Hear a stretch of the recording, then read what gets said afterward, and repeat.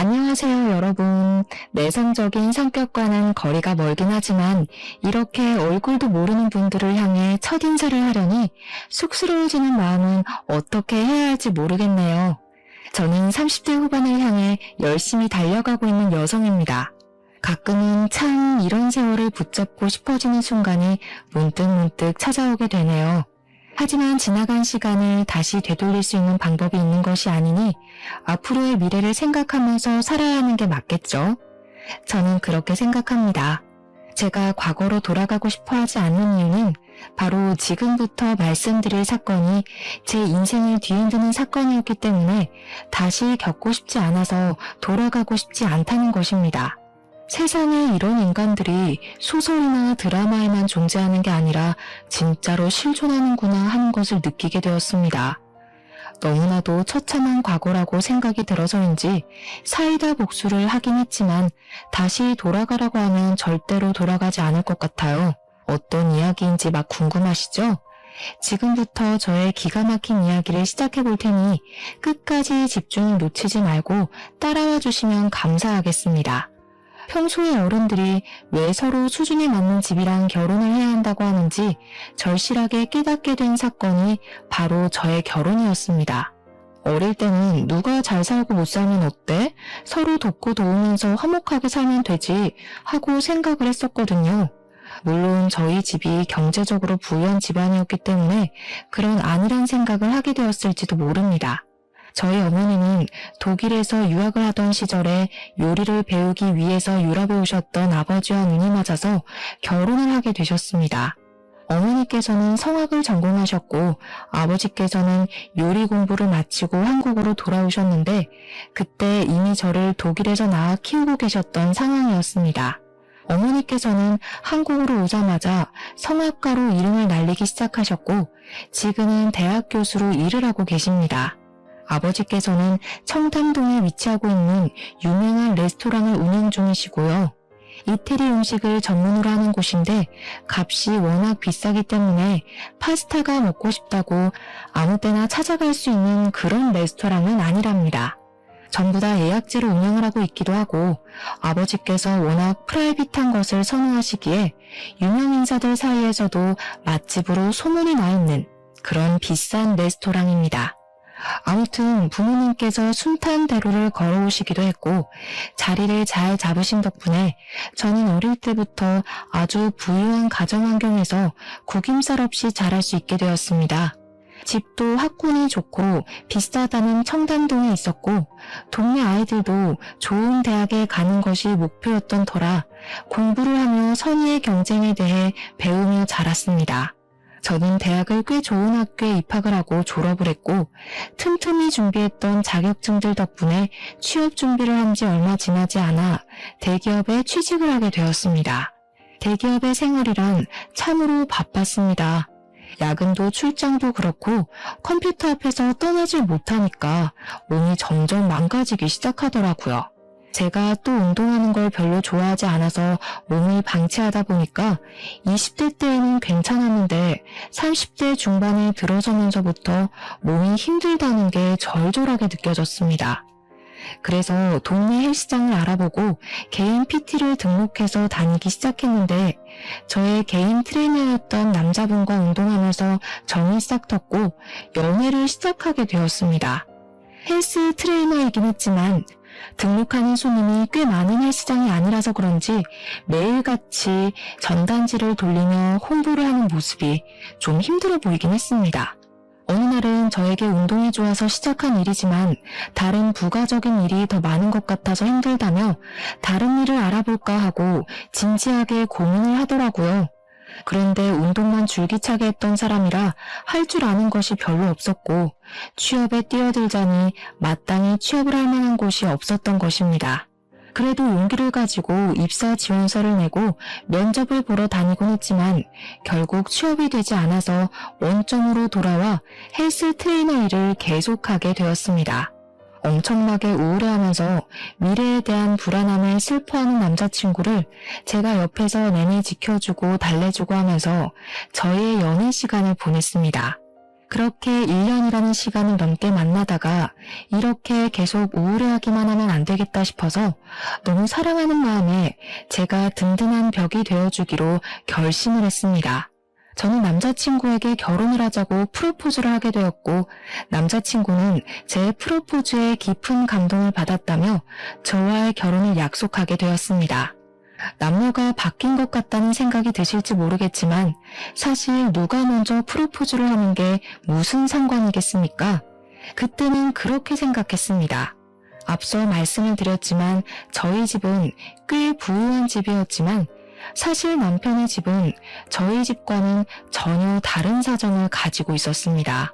남편이 헬스장에서 열심히 벌어온 푼돈을 가지고 시부모와 신우까지 4명의 식구가 방이 2개밖에 없는 빌라에서 살고 있었던 것입니다. 방이 2개밖에 없었기 때문에 시부모가 안방을 사용하고 신우가 작은 방을 사용했으며 남편은 방이 없어서 거실에서 생활을 하고 있었습니다. 남편은 본인만의 공간이 없어서 너무 힘들었다는 말을 자주 했었는데 그 말의 끝은 결혼을 빨리 해서 집을 나가고 싶다는 결혼으로 자리를 잡았습니다. 사실 그 말 자체가 제가 프로포즈를 하게 된 결정적인 계기가 되는 말이기도 했고요. 어릴 때부터 늘 항상 저만의 공간을 가지고 있었던 저로서는 거실에서 생활을 하는 남편이 너무 안쓰럽게 보였고 빨리 공간을 만들어주고 싶었습니다. 프로포즈까지 한 마당에 양가에 인사를 드리러 가게 되었는데 저희 집에서 남편의 직업이 헬스 트레이너라는 사실을 알고는 탐탁지 않아 하셨습니다. 고정적인 수입이 별로 되지 않고 헬스 트레이너에 대한 인식이 별로 좋지 않았기에 저에게 고민을 더 해보라고 말씀을 하셨습니다.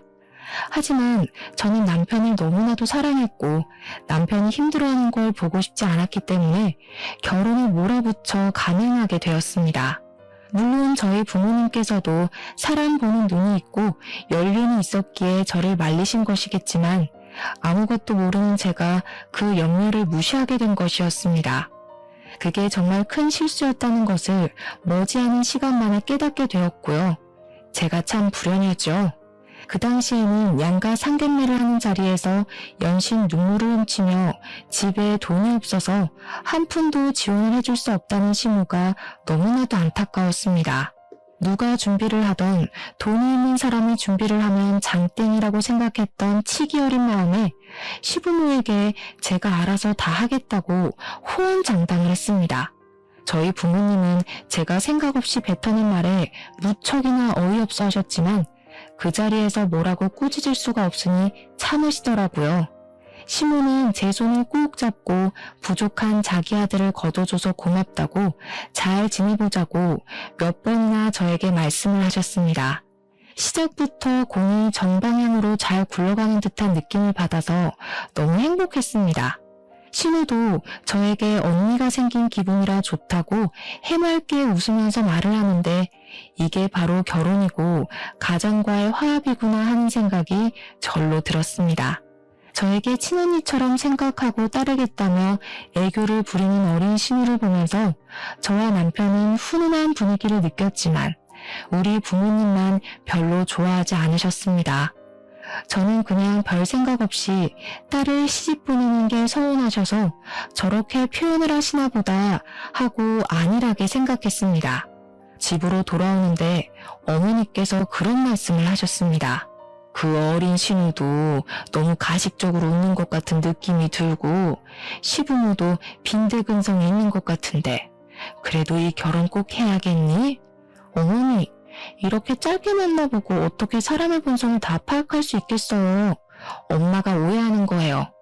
저는 어머니의 생각이 너무 깊은 거라 치부했지만 결혼을 준비하면서 어머니가 하신 말씀이 어떤 뜻인지 조금 느낄 수 있게 되었습니다. 남편과 결혼을 준비하면서 당연히 예물을 골라야 했기에 웨딩 반지를 보러 주얼리숍에 갔는데 신우가 따라온 게 아니겠습니까? 와, 언니, 이거 너무 예쁘다. 이 귀걸이 제가 하면 진짜 예쁘겠죠? 와, 이 목걸이까지 세트인가 봐. 언니, 저 이거 하나만 사주시면 안 돼요? 다이아가 딱 박힌 귀걸이를 골라 잡더니 저에게 사달라고 하는 게 아니겠습니까? 거기가 웨딩 전문숍이라서 그런지 가격도 한두 푼 하는 게 아니었습니다. 제가 신우에게 선물로 줄 만한 가격은 절대 아니었고 평소에 끼고 다닐 수 있는 디자인도 전혀 아니었습니다. 애둘러서 거절을 했는데 신우가 이런 거 하나 못 사주냐면서 입을 삐죽이더라고요. 아직 나이가 어리니 뭘 몰라서 그런 거구나 하고 넘겼습니다. 집을 보러 다닐 때엔 더 심각하게 신우가 따라붙어서는 집을 둘러보고 있는데 너무 작다며 큰 집으로 이사를 갈 생각은 없냐고 구시렁거리시더라고요. 방이 4개짜리 집이면 우리가 같이 살아도 좋을 것 같은데. 아니 신혼집을 보고 있는데 다짜고짜 합가 이야기를 꺼내니 저도 당황스러웠지만 부동산 직원분이 더 당황하셔서 제 눈치를 보기 시작하셨습니다. 신우는 눈치도 없는 건지 일부러 그러는 건지 선심을 쓰듯이 안방은 너네가 쓰고 작은 방은 우리가 쓰고 하면서 은근히 합가 이야기를 꺼내더라고요. 저는 당연히 신혼생활에 대한 환상도 있었고 남편이 집을 떠나고 싶어 했다는 것을 잘 알고 있었으니 딱 잘라서 거절의 의사를 비췄습니다. 어머님, 저희도 신혼인데 부부간에 화합을 해야 하고 합가는 조금 아닌 것 같습니다. 어이구, 나는 너를 딸처럼 생각하기로 했는데 너는 아니구나. 내가 불편하니? 이제 한 가족인데 너무 서운하게 딱 자르는구나. 저는 한숨이 절로 나왔습니다. 가끔은 저를 낳아주신 부모님과 사는 것이 벅차게 느껴질 때도 있는데 남이나 다름없는 시모랑 어떻게 같이 살겠습니까?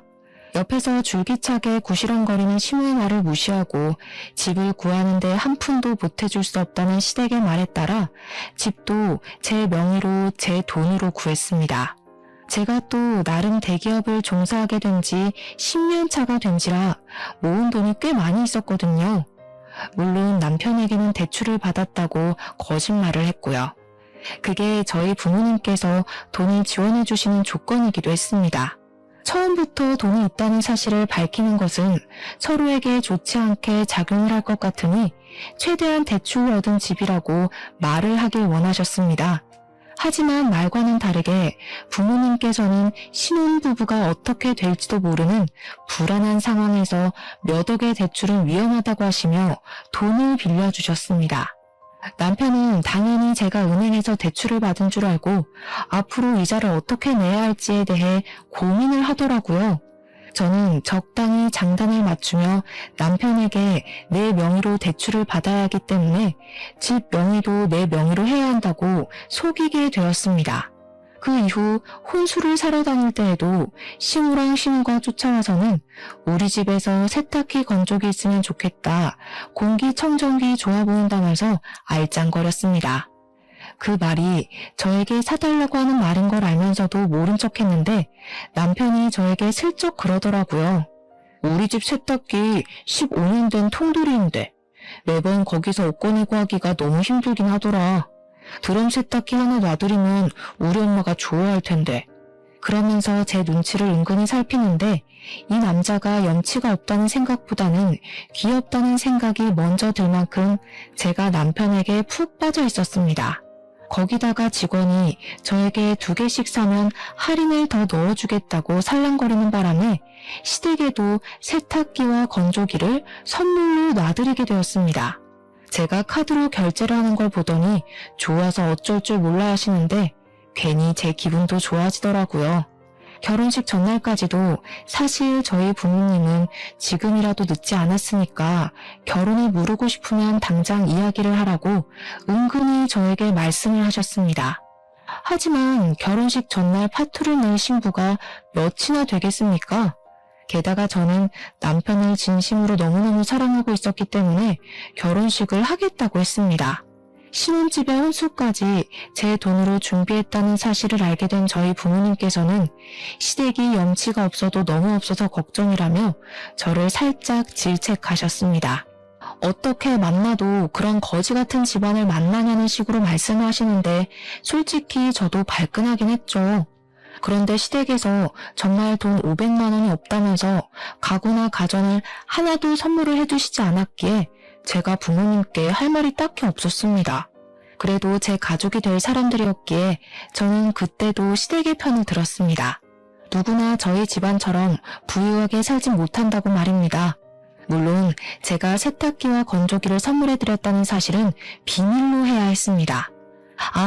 제가 딱 한 가지 시부모님께 난감했던 적이 있었는데 저희가 신혼여행을 하와이로 가기로 결정을 내렸거든요. 그런데 시부모님이 해외여행을 한 번도 가본 적이 없다며 하와이를 같이 가고 싶다고 신혼여행을 따라가겠다고 하시는 거 아니겠습니까? 돈이 한 푼 없어서 저희에게 방향제 하나 선물해 주시지 못한 분들이 무슨 돈이 있어서 하와이를 가고 싶다고 하시는 건지 제가 이건 아니다 싶어서 나중에 같이 해외여행을 가자고 신혼여행인데 부부 둘이서만 가고 싶다고 말을 하니까 삐지시더라고요. 나는 살면서 비행기를 한 번도 타본 적이 없어서 해외여행 가보는 게 소원이었다. 아들 부부 갈 때 따라가야 좋은 거 많이 보지 않겠니? 너네만 좋은 거 구경하겠다면서 은근히 비꼬시는데 저는 제가 이걸 왜 고개 숙여가면서 시부모를 설득해야 하는지 이해가 가질 않았습니다. 남편이 나서서 나중에 같이 가면 되지 해외여행 갈 일이 한 번도 없겠냐고 달래고 달래서야 겨우 일단락이 됐습니다. 결혼식을 마치고 신혼여행도 잘 다녀온 뒤에 시댁 친정에 인사를 드리러 갔는데 제가 사온 물건을 보더니 신우가 인상을 쓰는 게 아니겠습니까? 언니 대기업에 다닌다면서 선물이 고작 이게 뭐예요? 화장품? 이런 거 말고 나 명품백이나 하나 사주지. 화장품이랑 가방이랑 가격이 같았으면 명품백으로 사드렸겠죠. 신우, 나중에 가방은 신우가 돈 모아서 사요. 우리 애가 돈 모아서 그런 사치품을 사겠니? 누가 선물을 해줘야 쓰는 거지. 경제적인 차이가 나니까 있는 사람이 없는 사람을 위해 써야 하는 거 몰라? 다음에 해외여행을 갈 때엔 내 선물도 비싼 양주로 사오고 우리 딸 들고 다닐 그 명품백인지 뭔지도 하나 사와라. 그래, 우리처럼 이렇게 바라는 바가 확실한 사람이 편하다는 건 살면서 깨닫게 될 거다. 시댁이랑 등져서 좋은 게 뭐가 있니? 이런 말을 면전에서 들었다고 생각해보세요. 제가 진짜 어이가 없어서 할 말을 잃고 가만히 있었습니다. 그랬더니 남편이 옆에서 실실 웃으면서 다음에 해외에 갈 때는 같이 가서 고르자고 자기 취향으로 고르는 게 좋지 않겠냐고 말을 하더라고요. 아니 누구 마음대로 다음에 해외 갈 때 같이 간답니까? 남편이 처음으로 7푼이 8푼으로 보였습니다. 아무튼 신혼생활은 둘이 있을 때는 나름 꿀을 바른 듯 달달했고 시댁 식구가 껴있을 때는 시궁창도 이런 시궁창이 따로 없겠다 싶을 정도로 암몽 같았습니다. 시댁 식구들의 염치가 남에게 다 져버린 수준인지 만나기만 하면 저한테 이거 해달라 저거 해달라 하면서 요구하기 바쁘셨거든요. 세탁기와 건조기를 사드렸던 게 실수였을까요? 그걸로 만족하지 못한 시부모님은 그 좁은 집에 이것저것 많은 가전을 새로 들이기 원하셨습니다. 요즘 설거지만 하면 어깨가 결리고 팔이 아파서 도무지 집안일을 할 수가 없다. 요즘 보니까 그 식기세척기? 그게 사람 손보다 낫다고 하던데. 어머님, 저희 집에도 식기세척기 없어요. 그래? 그럼 우리 집에도 하나 놓고 엄마 아빠 집에도 하나 놓고 2개 살까? 우리 엄마도 주방일 베테랑인데 그거 하나 있으면 좋다고 하잖아. 제가 진심이냐는 얼굴로 남편을 싸늘하게 바라보니까 눈치 없는 우리 남편은 헤헤 웃으면서 뭐가 문제냐는 식으로 저를 바라보더라고요. 정말 이럴 때 보면 머릿속에 뭐가 들었는지 궁금할 정도로 좋게 말하면 천진난만, 나쁘게 말하면 대가리가 텅텅 비어있는 놈 같았습니다. 남편이 한 달에 벌어오는 돈이라고 해봐야 끼케야 250만 원이 안 되거든요. 그것도 고객 유치가 되어야지만 받을 수 있는 돈이었고요. 제가 버는 돈은 400만 원 가까이 되는 돈이었고요. 남편이 고객 유치가 안 되는 달에는 한 달에 180만 원을 겨우 벌까 말까 했어요. 기본급 자체가 애매하다고 생각해야 할 정도였고 영업을 열심히 해야지만 돈을 벌 수 있는 구조였기 때문에 돈이 늘 부족했습니다. 그런데 우리 남편은 저와 결혼을 한 이후에 시댁 살림에 신경을 안 써서 그런 건지 뭔지 쓰는 돈이 점점 늘어나고 있었습니다. 헬스 트레이너들은 유행에 민감해야 한다고 하면서 옷을 어찌나 사입어대는지 집에 택도 안 뜯은 옷들이 수두룩할 정도였습니다. 거기다가 요즘의 영업을 전부 SNS를 통해서 하는 거라며 하루 종일 손에서 휴대폰을 놓지 않고 생활을 하니 얼마나 꼴보기가 싫겠습니까? 하지만 저는 남편을 진심으로 사랑했고 모든 허물을 감싸줄 수 있다고 믿고 있었기 때문에 남편이 하는 행동에 불만을 가지지 않으려고 백방으로 노력을 했습니다.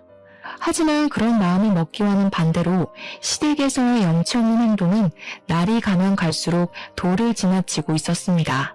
어느 날 우리 아버지께서 저에게 전화를 하셔서 너무 오랜만이라 반갑게 받았더니 시작부터 황당함을 감추지 않으시고 말을 하시더라고요. 아버지께서 평소 통화할 때 그런 식으로 전화를 받자마자 이야기하시는 경우가 거의 없기에 저는 무슨 일이냐고 바로 여쭈어 보았습니다. 어제 사돈 어른들이 우리 식당에 찾아와서는 예약도 없이 다짜고짜 식사를 하겠다고 하시는 게 아니겠냐. 거기다가 무슨 친척분들을 죄에다 끌고 밥을 달라고 소리를 치는 것도 모자라 내가 평소에 행사 때에만 열어두는 룸에다가 10대 명의 손님들을 모시게 됐지. 사돈 어른들이 코스 요리를 싹 시키시길래 웬일인가 했더니 글쎄 돈도 안 내고 잘 먹었다고 인사만 하고 쑥 사라지는 게 아니겠냐. 내가 황당해서 원. 그렇다고 우리 딸 시집살이 당할까 무서워서 돈 내라고 소리도 못 지르고 된통 당했다. 친척분들까지 싹 끌고 가서는 무전 취식을 했다는 말에 제 얼굴이 다 화끈해지고 있었습니다. 제가 너무 놀라서 시댁에 전화를 하겠다고 하고 아버지와의 통화를 마무리하고는 바로 시모에게 전화를 걸어서 어제 있었던 일에 대해 여쭈어 보았습니다. 정말 친척분들을 죄다 끌고 가서 공짜로 코스 요리를 먹고 온 것이 맞는지 재차 확인을 하는데 시모가 저에게 버럭하시면서 말을 하시더라고요. 그런 걸로 치사하게 돈 내라고 하시든 가족끼리 정도 없이 그거 재료값 얼마나 한다고 돈을 내라고 그러냐? 내가 재료값 드린다고 해. 어머님, 재료값 때문에 이러는 게 아니라는 거 아시잖아요. 저희 아버지께 미리 말을 해주신 것도 아니고 다음부터는 이러지 마세요. 가족 좋다는 게 뭐냐? 이런 일이 있을 때마다 어깨도 살려주시고 하는 거지. 딸 좋다는 거 다 뻥이네 뻥이야. 저희 아버지를 갑자기 거짓말쟁이로 치부하는 것도 어이가 없고 저도 어설프게 대꾸를 했다가는 이런 일이 반복될 것 같아서 세게 말을 했습니다. 어머님, 저희 아버지 식당 정말 고급 식당이라 예약 없이는 갈 수도 없어요. 그런데 시부모님 오셨다고 일부러 열지 않는 문까지 열어주신 거라고요. 그 정도로 대접을 받으셨다면 고맙다고 생각을 하셔야지. 지금 저한테 이렇게 뻔뻔하게 나오시면 안 되죠. 뭐야? 뻔뻔? 우리가 남도 아니고 특별한 손님인데 시댁 무서운 줄도 모르고 그런 소리를 해? 이런 식으로 나오는 건 아니라고 생각한다. 끊자. 시모는 답이 정해진 사람인 것 마냥 애처럼 굴었고 저는 시모를 설득하는 일을 포기하게 되었습니다. 저희 어머니께서는 성악을 전공하신 뒤 성악가로 이름을 알리시다가 지금은 대학 교수로 일을 하고 계시는데 몇 년에 한 번씩 독창의 공연을 올리시곤 하십니다.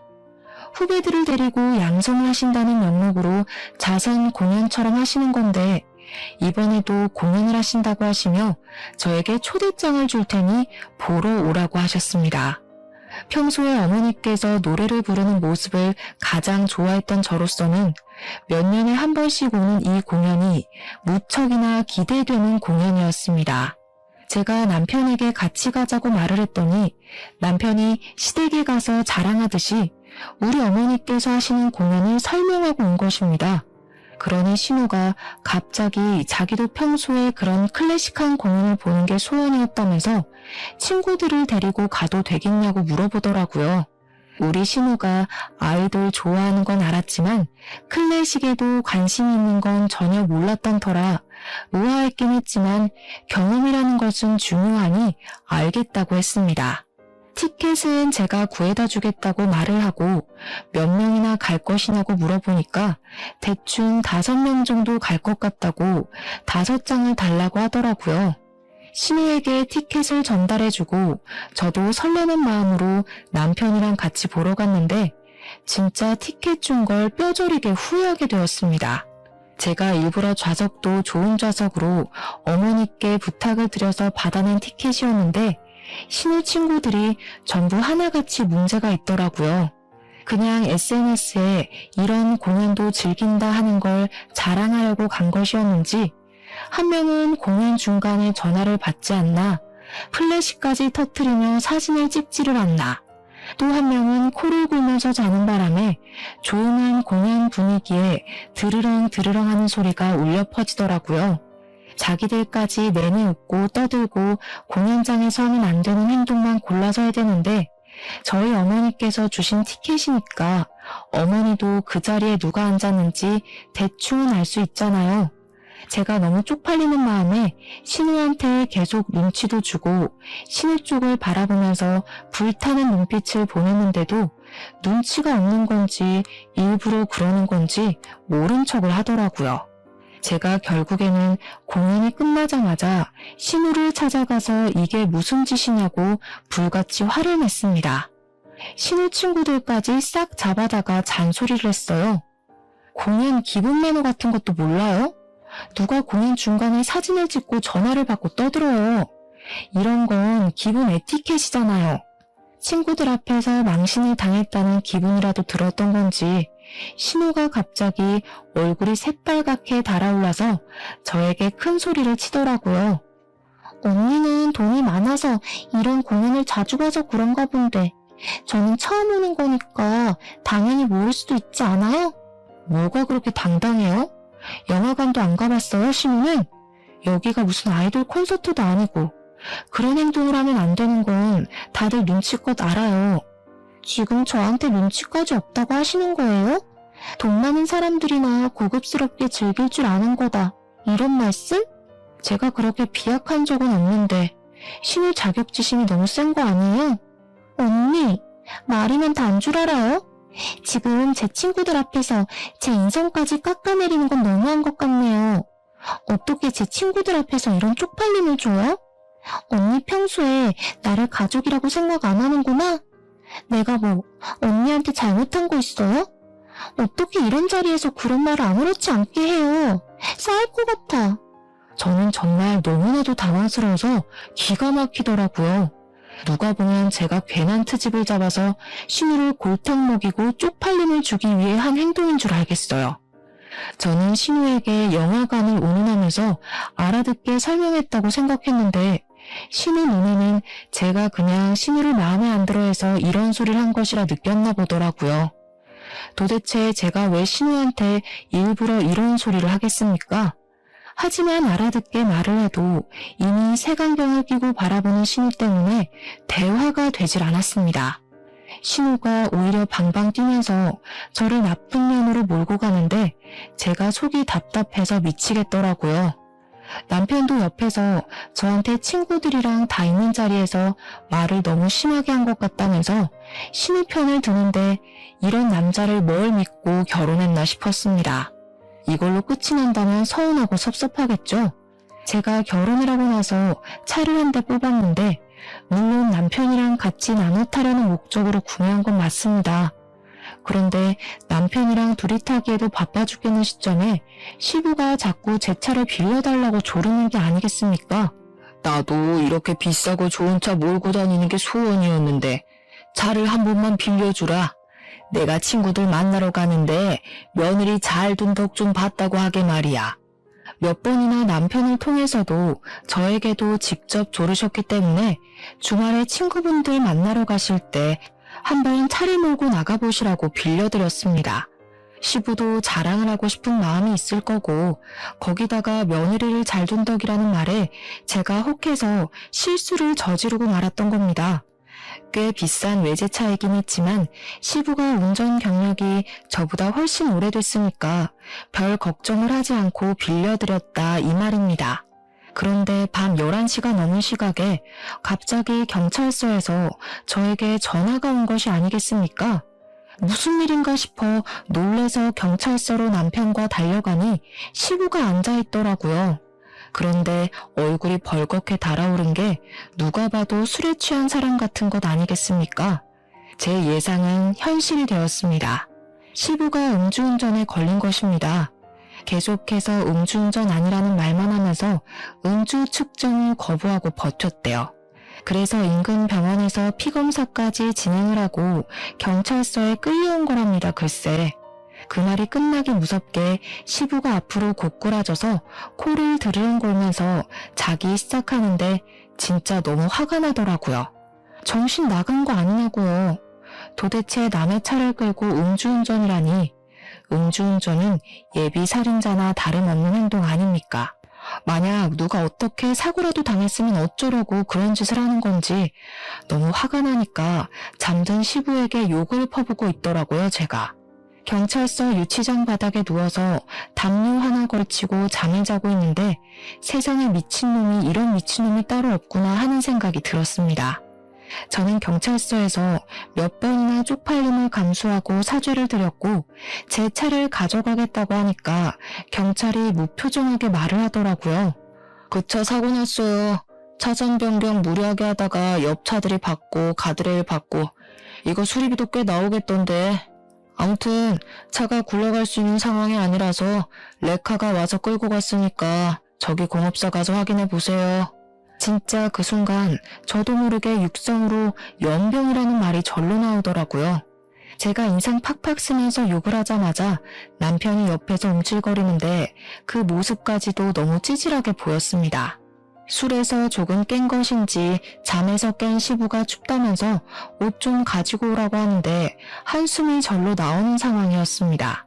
면허 취소는 당연한 거고 벌금도 당연한 거고 사고 차량 수리비에 부서진 가드레일 비용까지 청구하겠다는 상황에서 시부가 술이 좀 깼는지 저를 보고 당당하게 말을 하더라고요. 며느리 네가 용돈을 조금 쥐어주고 그랬으면 내가 대리운전을 불렀겠지. 돈도 없는데 그럼 음주운전 해야지 어떡하냐. 이게 네 탓이지 내 탓이냐? 그랬으면 저는 남편에게 전화를 하셨어야죠. 아버님은 예비살인자나 다름없어요. 하늘 같은 시아비한테 뭐가 어쩌고 어째? 예비살인자? 네가 용돈을 안 줘서 이렇게 된 거라고. 사고 처리 난 한 푼도 못 해준다. 먹고 죽을 돈도 없어. 네가 알아서 다 하고 네 차니까 네가 수리하고 난 모른다 몰라.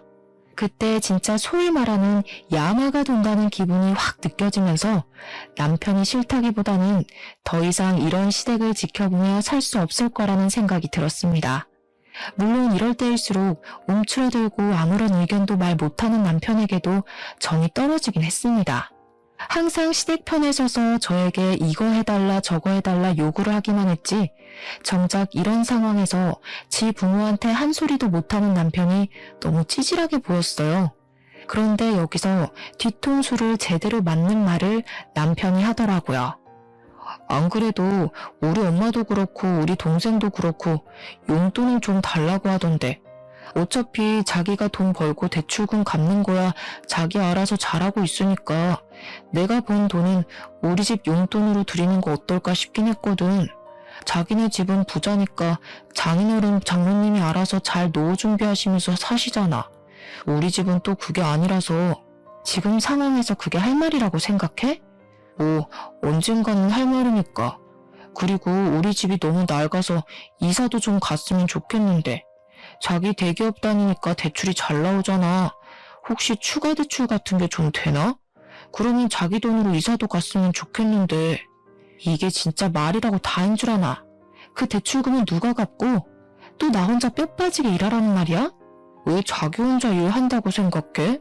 우리가 함께 열심히 일하면 되지. 자기는 말을 또 서운하게 한다. 당연하게 저에게 돈을 내놓으라는 식으로 말을 하는데 그 순간 이 결혼은 실패한 결혼이라는 생각이 제 머릿속을 지배했습니다. 이대로 가다가는 영영 시댁의 노예로 살게 될 것이 자명했기에 저는 부모님의 마음을 10분 이해할 수 있었고 동시에 이혼을 하겠다는 결심을 하게 되었습니다. 염치도 없고 눈치도 없는 남편. 저만 보면 돈 외쳐대는 시댁까지 이대로 살면 안 되겠다 싶어서 저희 부모님께 이혼을 하겠다고 죄송하다고 말을 했습니다. 처음에는 저희 부모님께서도 한숨을 쉬시며 잔소리를 하려고 하시다가 제 의견을 지지해 주시겠다고 하시며 변호사를 선임해 주냐고 물어보시더라고요. 제가 곱게 이혼을 해주면 제 속만 골밀게 분명했기에 저는 그동안 당한 것들을 모두 깔끔하게 복수로 되돌려주기로 마음을 먹었습니다. 저는 제일 먼저 한 행동이 차량 수리비부터 시작해서 상대방 병원비의 보상금 벌금까지 싹 다 종합해서 시댁에 청구를 했습니다. 운전은 제가 한 것이 아니었고 일일 보험이라는 것을 가입해 두었기 때문에 법적으로 제가 물어내지 않아도 된다는 것을 변호사를 통해 확인을 받았습니다. 변호사와 상황을 전부 정리했고 시댁에 보상 청구 소송을 진행하는 것으로 결론을 내렸습니다. 하지만 이건 당연하게 해야 할 일인 거지 복수가 아니지 않겠습니까? 저는 시댁의 거지 근성을 이용해서 통쾌한 복수를 해주기로 계획을 짰습니다. 제가 소송을 걸었다는 사실을 모르는 시댁 식구들에게 여행을 보내주겠다고 말을 했습니다. 해외여행을 보내주는 거냐며 면세점 쇼핑이라도 해야겠다고 신우가 엄청 신이 나서 말을 하는데 제가 정신 나갔다고 복수에 그 큰 돈을 쓰겠습니까? 제가 일이 바빠서 이번에는 같이 갈 수 없으니 국내 여행을 다녀오라고 기차표도 다 끊어놨다고 말을 했습니다. KTX를 타고 부산이라도 다녀오라며 최고급 호텔도 잡아놓겠다고 시댁 식구들을 꼬셨고 그게 어디냐면서 다들 신나서 준비를 하더라고요. 해외를 보내주지 않는다고 신우의 입이 뾰루통하게 나왔지만 제가 최고급 호텔 이야기를 꺼내니까 입을 쏙 집어넣더라고요. 그렇게 무궁화호 기차를 끊어놓고는 사실은 KTX를 끊어놓은 척 티켓을 위조해서 시댁 식구들에게 보냈습니다. 제가 숙소도 최고급 호텔을 잡았을 리가 없잖아요. 인터넷에 수소문을 해서 알아본 여인숙 같은 침대도 없는 그런 숙소를 예약했습니다. 마치 고급져 보이는 호텔인 것 마냥 숙소 내역도 포토샵을 통해서 수정을 해서 5성급인 척 꾸며서 보냈습니다. 무궁화호를 타면 기차만 5시간 이상을 타야 하는 거 아시죠? 그래서 시댁 식구들이 서울역에 가서 KTX를 타고 가는 줄 알고 신나 있을 동안 저는 용달을 불렀습니다. 우리 집에 있는 남편의 짐을 모조리 다 빼서 시댁에다가 옮겨놓고 시댁을 찾아가서 제가 사준 세탁기와 건조를 중고 매장에 냅다 팔아버렸습니다. 솔직히 치사하다고 생각하실지 모르겠지만 제가 내 돈으로 사준 물건이니까 소유권도 당연히 저한테 있다고 생각했습니다. 그 집에 제 돈으로 산 물건이 하나도 없길 바랬거든요. 제가 신우에게 선물해준 화장품까지 하나하나 다 챙겨서 제 돈으로 산 물건을 버리거나 제가 챙겨오거나 중고 거래로 팔았습니다. 저는 바로 부동산에 들러서 집도 내놓고 제 짐까지 싹 빼서 친정으로 옮겼습니다. 그런 일을 벌이는 사이에 시댁에서는 KTX 티켓이 아니라면서 무궁화호 티켓이라고 난리가 난 것이 아니겠습니까? 어떻게 예약을 했길래 티켓이 이렇게 실수가 날 수 있냐고 저를 질책하길래 저는 시댁 식구들을 가만히솔로 꼬셨습니다. 제가 티켓을 잘못 봤나 봐요. 이상하네, KTX였는데. 그래도 숙소는 딱 우리 시댁 식구들에 맞춰서 준비했으니까 즐겨주세요. 제가 짐 정리를 미리미리 해놔서 그런지 시댁 식구들이 여인숙 주소 앞에 도착했을 때 어느 정도 짐 정리가 다 된 상태였습니다. 당연히 최고급 호텔만 생각하고 여인숙 주소 앞에 선 시댁 식구들은 숙소의 상태를 보고 저에게 화가 머리끝까지 나서 전화를 했더라고요. 숙소 5성급 호텔이라고 안 했어? 우리 식구들을 위해 준비했다며. 맞아. 당신네들한테는 딱 그 숙소가 최고 아니야? 잘 어울려. 거지 근성에 딱 맞춰서 구한 건데. 뭐? 거지 근성? 너 지금 말 다 했어? 정신 나간 거야? 정신 안 나갔는데? 지금 나 완전 제정신이야. 그리고 너무 안성맞춤 아니야? 언니, 이게 무슨 짓이야 진짜. 나 친구들한테 5성급 호텔 간다고 자랑 다 해놨는데 어떻게 책임질 거야? 지금 시댁 식구들을 무시하는 게야? 시집살이 제대로 한번 시켜줘. 지금이라도 5성급으로 바꿔놓으면 우리가 해프닝이라고 생각하고 웃어 넘기마. 저는 쉴 새 없이 떠드는 그들의 입을 제대로 막아주겠다고 결심했습니다. 내 차 수리비 1,200만 원, 상대방 차 수리비 800만 원, 음주운전 벌금 1,000만 원. 거기다가 내 정신적 피해 보상비에 차량 렌트비, 가드레일 수리비, 제가 하나하나 다 받아낼 테니 앞으로 소송 준비 잘 하시고요. 제가 선물해드린 가전들과 생필품들은 제가 다시 가져가도록 할게요. 그래도 그건 제가 처음에 좋은 마음으로 선물을 해드린 거니까 새거 값으로 받지 않는 걸 고맙게 생각하세요. 아, 그리고 여보, 우리 집 부동산에 내놨어. 짐은 다 시댁으로 돌려놨고. 그리고 내 카드 그거 정지시켜서 안 긁힐 거야. 돈은 좀 넉넉하게 들고 부산으로 갔길 바래. 쉬지 않고 와다 쏟아내니 시댁 식구들이 입을 싹 다물더라고요. 남편만 분한지 야야하면서 저를 불러대는데 마지막 쐐기를 박았습니다. 아마 지금 집에 가면 이혼 소송장이 도착해 있을 거야. 꼼꼼하게 읽고 위자료 준비 잘해. 그러고는 통쾌한 마음에 팔짝팔짝 뛰면서 전화를 차단해버렸습니다. 그 이후에 서울에 돌아오려고 기차표를 끊는 건지 뭔지 카드 알림이 엄청나게 도착하더라고요. 근데 제가 카드를 정지시켜버렸잖아요. 결제 실패 메시지가 몇 개가 오던지 어이가 없어서 정지해놨다고 말을 했는데도 멍청한 짓을 반복하더라고요. 아무튼 그날 저녁 늦은 시간에 어떻게 서울까지 오긴 왔는지 친정집으로 시댁 식구들이 전부 다 찾아왔더라고요. 사돈댁은 자식 교육을 어떻게 시켰길래 이혼이 애들 장난입니까? 예? 시댁이 우습답니까? 이건 뭐 인성교육이 아주. 아줌마, 지금 말 다 하셨어요? 남의 부모한테 자식 교육 운운하기 전에 먼저 자기 자신을 돌아보세요. 자기들은 아주 거지근성으로 키워놓고 누가 누구 보고? 자식 교육, 인성 교육이라는 말에 우리 어머니께서 화가 잔뜩 나셨는지 정말 저는 태어나서 우리 어머니께서 욕을 하시는 걸 들어본 적이 없거든요. 진짜 교양이 넘치시는 분이라 손찌검도 안 하시는 분인데 우리 어머니께서 시모의 머리채를 확 잡아뜯는 게 아니겠습니까? 저랑 아버지랑 진짜 둘 다 너무 놀라서 말리지도 못했어요. 시모는 머리채가 잡혀서 이리저리 끌려다니다가 결국 바닥에 내동댕이 쳐졌습니다. 이 정신 나간 년이 지금 뭘 하는 거야? 누가 누구 보고 인성교육을 가지고 난리야? 이 쓰레기 같은 집안. 지금 내 머리카락 다 뜯어놓은 거 후회할 거야. 고소를 할 거야. 너네 다 콩밥 먹일 거야. 그러든지 말든지. 주거 침입으로 신고하기 전에 당장 우리 집에서 나가지 못해? 내가 걸어둔 소송 준비나 잘해. 끽해봐야 머리카락 뜯긴 걸로 무슨. 그 뒤로 이혼 소송은 당연히 급물살을 타고 진행이 되었고 남편 측은 제가 걸어놓은 손해배상 청구 소송 때문에 정신을 놓게 되었습니다. 저의 회사며 집이며 찾아와서는 집 팔아봐야 벌금 내고 뭐하고 하면 돈 한 푼 안 남는다고 한 번만 봐달라고 온 가족이 울면서 사정사정을 하더라고요.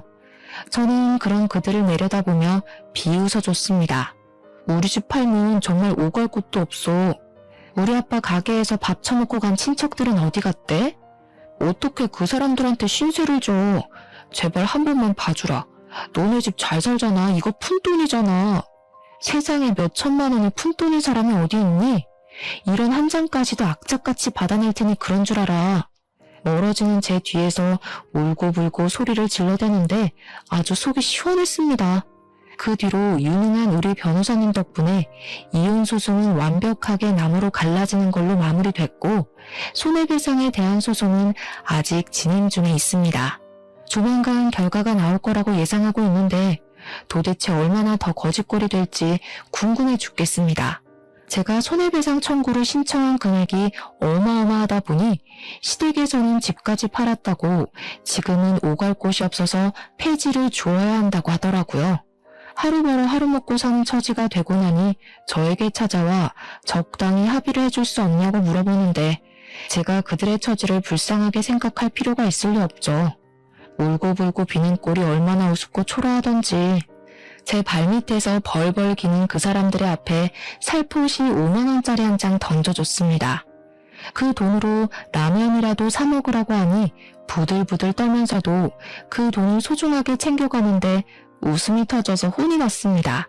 공짜 좋아하고 남의 돈을 자기 돈처럼 물 쓰듯이 쓰던 멍청한 인간들이 결국에는 이런 결말을 맞이하게 됐다는 게 통쾌할 따름이랍니다. 여러분, 인생사는 세웅지마라고 말을 하잖아요. 저에게 딱 어울리는 말이 아닐까요? 기쁘고 행복한 시간이 있다면 힘든 일이 그만큼 따를 수도 있다는 말이죠.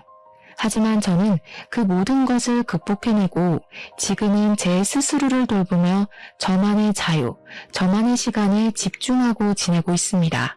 그 거지 같은 인간들과는 완벽하게 갈라지고 제 인생을 새 출발하게 되었으니 제 인생의 그 어떤 날들보다 행복하고 기쁘게 지내고 있는 중이랍니다. 제 이야기는 여기서 마무리가 되지만 모든 재판이 끝나고 좋은 소식이 나오는 그때 여러분들을 다시 찾아와 이야기를 전해드릴게요. 그때까지 제 이야기를 들어주신 여러분께서도 행복한 시간 보내고 계셨으면 좋겠습니다. 다가올 여름 무탈하게 보내세요. 감사합니다.